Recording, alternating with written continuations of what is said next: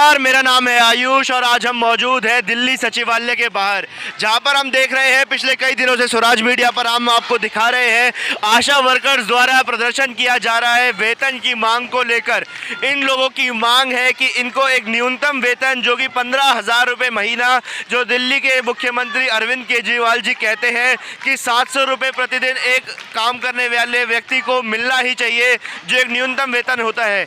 इन आशा worker का कहना है कि इनको भी मंथली 15,000 रुपये दिए जाए, क्योंकि जो इनका अभी इंसेंटिव के तौर पर जो इन्हें वेतन मिलता है वो केवल 3,000 रुपये महीना है, जिसमें घर नहीं चलता।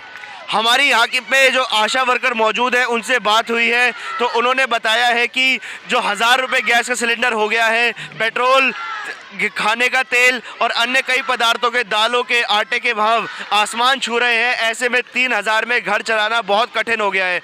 मैं चाहूँगा आप लोगों को एक बार पीछे दिखाना कि भारी संख्या में यहाँ पर पुलिस बल एवं आर्मी के जवान तैनात हैं, जो यहाँ पर सुरक्षा व्यवस्था को देख रहे हैं सचिवालय के बाहर। पिछले कई दिनों से ये लोग यहाँ पर हज़ारों की संख्या में इकट्ठे होकर प्रदर्शन कर रहे हैं और आज सोमवार का दिन सुबह 9 बज रहे हैं, जब सचिवालय खुलने का समय हो गया है। सभी सरकारी कर्मचारी जो सचिवालय में काम करते हैं वो धीरे धीरे सचिवालय में आ रहे हैं। उनकी सुरक्षा के लिए और अंदर मौजूद जितने भी लोग जो काम करें उनकी सुरक्षा के लिए दिल्ली पुलिस यहाँ पर तैनात है। यहाँ पर हम जब रात को आ रहे थे, रात के 2-3 बजे भी यहाँ पर लोगों में इसी प्रकार से जोश था, इसी प्रकार से जुनून था और दिल्ली पुलिस तब भी सुरक्षा में यहीं पर सदैव तैनात रही है। हम देख रहे हैं लोगों में किस प्रकार से रोष बढ़ रहा है। लोग बहुत नाराज़ हैं कि 2 महीने हो गए हैं उन्हें, 2 महीने से वो लोग यहाँ पर बैठे हुए हैं। 2 महीने से उन लोगों की केवल एक ही मांग है दिल्ली सरकार से कि उन्हें वेतन दिया जाए। ये इंसेंटिव की तरह जो उन्हें 3,000 रुपये दिए जाते हैं, ये ख़त्म करी जाए इस स्कीम को। हम देख रहे हैं हमारे पीछे कितने लोग खड़े हैं जो आशा एकता जिंदाबाद के और अरविंद केजरीवाल के खिलाफ नारे लगा रहे हैं। दिल्ली सरकार को लेकर विशेष रूप से इन्हें बहुत रोष है, क्योंकि जब भी इन्होंने अरविंद केजरीवाल या सतिंदर जैन से मिलने की कोशिश करी, इन लोगों को निराश करके वापस भेज दिया गया। इन लोगों को मिलने का समय नहीं दिया गया। यहाँ पर जो वॉलंटियर्स हैं हम उनसे चाहेंगे कि एक बार बात करें। ये प्रदर्शन जो हो रहा है मैम, 2 महीने से हम हैं यहाँ पर, देख रहे हैं रात को भी आप लोग होते हैं, प्रदर्शन करते हैं, ठंड रात में यहाँ पर सो रहे हैं और आपने सर पे कपड़ा बांधा हुआ है। आपकी तबीयत खराब है या आपने वैसे ही बांधा? सर मैं 3-4 दिन से दिन रात यहीं पे हूँ। मेरी तबीयत खराब है, मैं दवाई लेते हूँ लेकिन मैं फिर भी यहीं पे रहती हूँ। हम देख रहे हैं कि यहाँ पर लोग बीमार हैं, दवाइयाँ ले लेकर भी यहाँ पर अपने साथियों के बीच में डटे हुए हैं कि जो उनके साथी मांग कर रहे हैं, किसी भी चीज़ में उनकी मांग पीछे न रह जाए। लोग दवाई लेकर भी यहाँ पर, बीमार लोग भी इधर आ रखे हैं जो बस अपनी एक ही मांग रख रहे हैं कि उनको वेतन दिया जाए। तो मैम, जो आपकी मांग है आपको लगता है सरकार सुनेगी? सर सुनना तो पड़ेगा। 2 महीने से बैठे हैं, अब कहते हैं कि दिवाली आ गई, सरकार वाले कहते हैं कि पुलिस वाले कहते हैं कि उठ जाओ दिवाली आ गई। सर दिवाली क्या मनाए, दिवाली तो हमारी काली वैसे भी हो रखी। 2 महीने से वेतन हमारा वैसे नहीं आ रहा। मात्र हमें 3,000 रुपये दे दे इंसेंटिव तौर पे।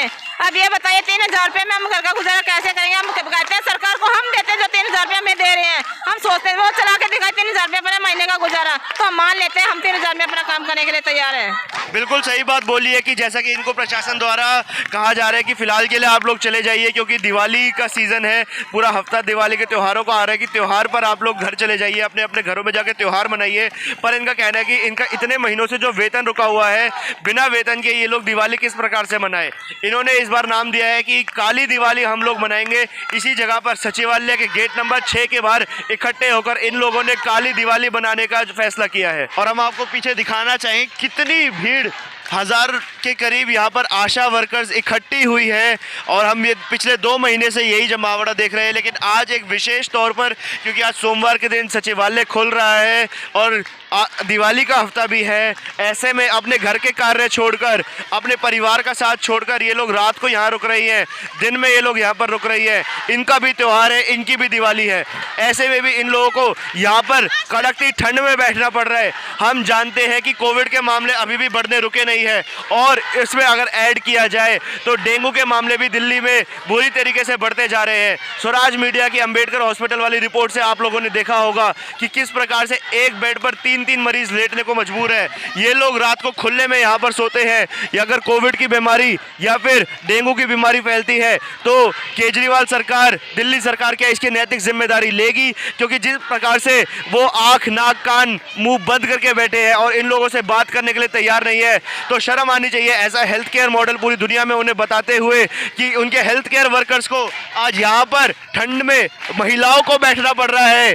पूरी रात में, पूरे दिन में 2 महीने से महिलाएं बैठी हुई है, उनकी कोई सुनवाई नहीं कर रहा। तो इस हेल्थ केयर मॉडल का अगर आप पूरी दुनिया में बखान करते हैं, उसके लिए हज़ारों करोड़ की एडवर्टाइजमेंट लगाते हैं, तो ऐसी सरकार को केवल एक एडवर्टाइजमेंट वाली सरकार कहना ही उचित रहेगा। हमारे बीच में एक आशा वर्कर मौजूद है जो हम देख रहे हैं कि मैम आपकी जो उम्र होगी वो 55-50 साल से ऊपर है और 57 साल की मैम की उम्र है। 57 साल की उम्र में यहाँ पर इतनी ठंड में 3 दिन से मैम रात को ठंड में यहाँ पर सो रही है इस ज़मीन पर जिसको हम हाथ लगाते हैं। तो दिन के समय सुबह के 10 बज रहे हैं, अभी भी ये ज़मीन इतनी ठंडी है कि हाथ लगाने पर जो इसकी ठंडक है वो फील होती है।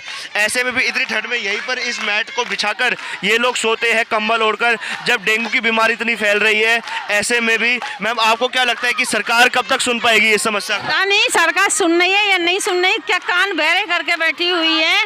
ये नहीं देख रही कि हम यहाँ पर, तुम तो कुर्सियों पर अंदर बैठे हो गर्माहट में, हम यहाँ सर्दी में टुटुर रहे हैं।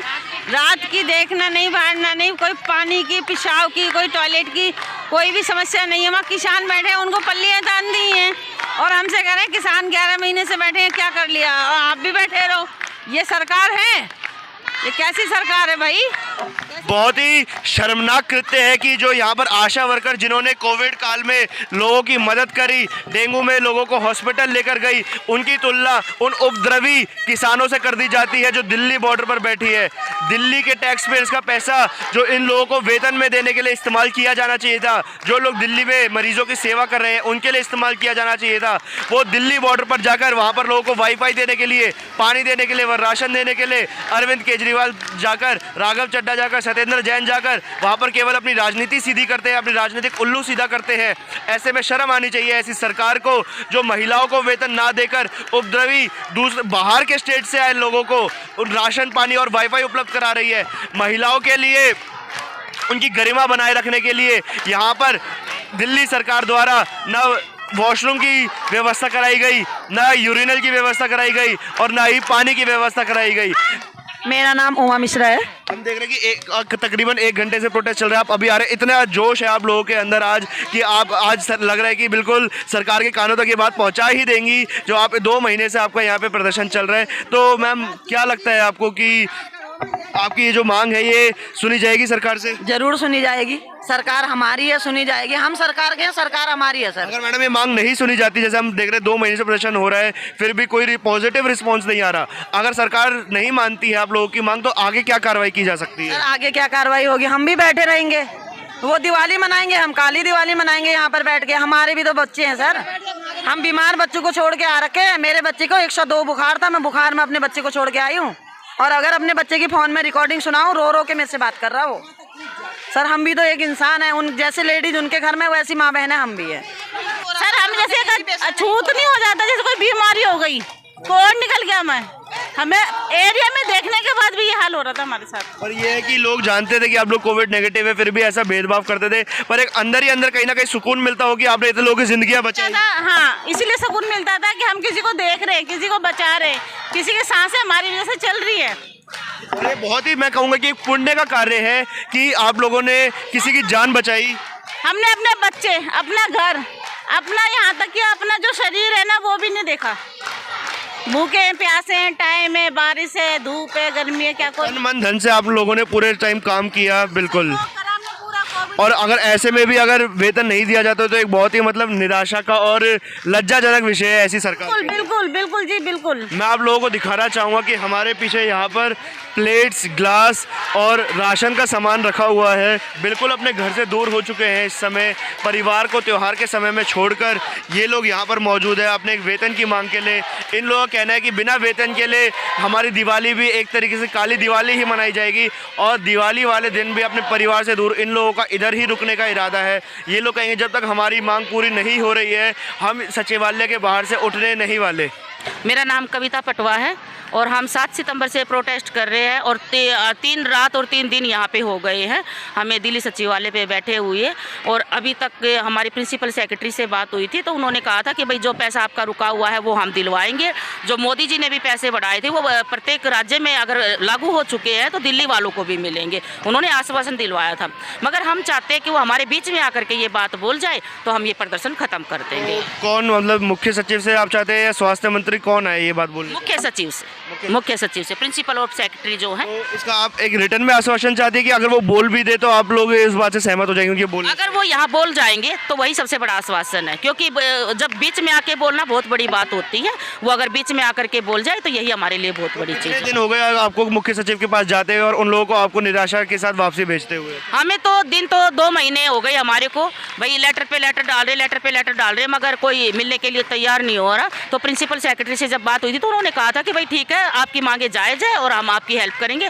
जो इंसेंटिव है आपका वो अगर हम बढ़ोतरी कर सकते तो ज़रूर करेंगे। बाकी ये है कि हम 2 सरकार के बीच में फंसे हुए हैं तो सेंट्रल सरकार तो देखो, क्योंकि ये सेंट्रल सरकार की पॉलिसी है तो पक्का तो वही करेंगे। बाकी यही है कि भाई जो इनसे हो सकता है कम से कम वो ये कर दे। और जैसे आपने बताया कि अब दिवाली है, अब दिवाली में सिर्फ केवल 3 दिन बाकी हैं और अब दिल्ली सरकार की छुट्टियां पड़ने वाली हैं। आप लोग यहाँ पर हैं और हम भी 2 रातों से और 2 दिनों से यहाँ पर आ रहे हैं। आज चौथा दिन है यहाँ पर हम जो इधर कवर कर रहे हैं और 4 दिन से हम देख रहे हैं कोई भी सुनवाई नहीं हो रही है, कोई भी सरकारी मुलाजिम आप लोगों से मिलने नहीं आ रहा है। आज हुई है? आज आश्वासन दिया जा रहा है कि भाई ठीक है हम मिलवा देंगे किसी से। किसके द्वारा आश्वासन दिया? अभी यही है कि भाई कोई ना कोई तो अंदर से आएगा, भी बात चल रही है, अब देखो किसी से मिलवाते हैं। आश्वासन किसके द्वारा दिया गया आपको? हाँ, प्रशासन द्वारा आश्वासन दिलाया जा रहा है। प्रशासन से आश्वासन दिया कि आज कोई अंदर से आके आप लोगों से मिलके बात कर सकते हैं। तो अगर उनके द्वारा मतलब मुख्य सचिव के अलावा यदि कोई और अंदर से आकर अगर आश्वासन दे रहे हैं कि आप लोगों की मांगे मान ली जाएगी तो आप उस आश्वासन पर सहमत होकर जाएंगी? नहीं, अगर प्रिंसिपल सेक्रेटरी आते हैं या फिर हेल्थ से कोई भी आता है हमारा तो फिर उसकी बात हमारे लिए मान्य है। की बात मानने तो अगर उनकी वो मतलब वो बताते कि आपकी मांगे जो भी है वेतन को लेकर वो सब मानी जाएंगी, जो भी मांगे हैं तो ये प्रदर्शन खत्म कर दिया जाएगा। बिल्कुल, जो मांगे हैं वो मान ले। और जो हमारी बहनों का इतने दिनों का पैसा रुका हुआ है, कई बहनों का कल हमने बातचीत करी अपनी बहनों से, कई किसी के 80,000 रुपये रुके हुए, किसी के 60,000 रुपये रुके हैं। और दूसरा जो 2 साल से कोविड का पैसा था जो वो पेपर चिपका के आती थी उसका भी 200 रुपये उन्होंने बताया था, वो आज तक भी किसी बहन का नहीं आया। वो पैसा दे दिया जाए इनका तो आगे फिर हम अपना कर देंगे ये बंद। अभी तो फिलहाल जैसे लग रहा है, अभी तो फिलहाल हम जिस हिसाब से सन्नाटा बना हुआ है अंदर, कोई उम्मीद नहीं है। तो दिवाली वाले दिन भी आप लोगों का यहीं पर रुकने का इरादा है? हाँ बिल्कुल, अगर कोई नहीं आता तो कोई दिक्कत नहीं है, हम बिल्कुल यहाँ रुकने के लिए तैयार है। हमने कह दिया अगर वो उनके पास टाइम नहीं तो टाइम हमारे पास तो बहुत टाइम है, क्योंकि हमें तो पैसा अपना निकालना है। कैसे निकालना है? अगर सरकार औरों में बांट सकती है, आशाओं के लिए नहीं है, तो हम सरकार को झुका करके रहेंगे। जब तक सरकार नहीं झुकेगी उठने वाले हम भी नहीं है। हम यहाँ पे काली दिवाली मनाएंगे।